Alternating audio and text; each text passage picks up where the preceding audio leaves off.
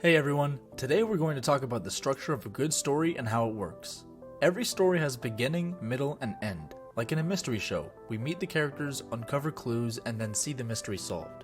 Here's an example. During the Revolutionary War, the Americans were fighting the British for their freedom.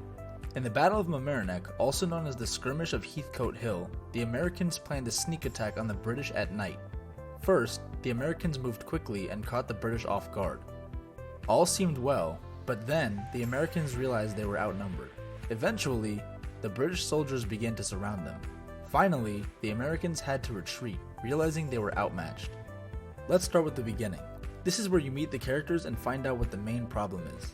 In this battle, the main characters are the American and British soldiers during the Revolutionary War. The story begins when British troops set up camp in Mamaroneck, but the Americans wanted to fight back. Next comes the middle of the story. This is where the action heats up and the characters face challenges. When the Americans made their sneak attack, they caught the British off guard. Then, when the fighting started, it became clear that this would not be an easy battle. The British soldiers regrouped quickly, and the Americans realized they were outnumbered. Eventually, things took a turn for the worse when the British surrounded them, making it harder for them to fight back. The middle of the story is full of moments where the characters face obstacles and it doesn't seem like things will go their way. Finally, we have the end. This is where the problem is resolved and the story wraps up.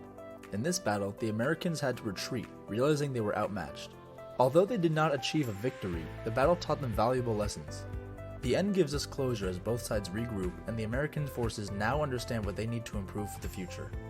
In stories, we use certain words to signal a transition to the next part. For example, phrases like "and then" can show readers that they are in the middle of the story. Words like "eventually" and "finally" show readers that they are at the end of the story.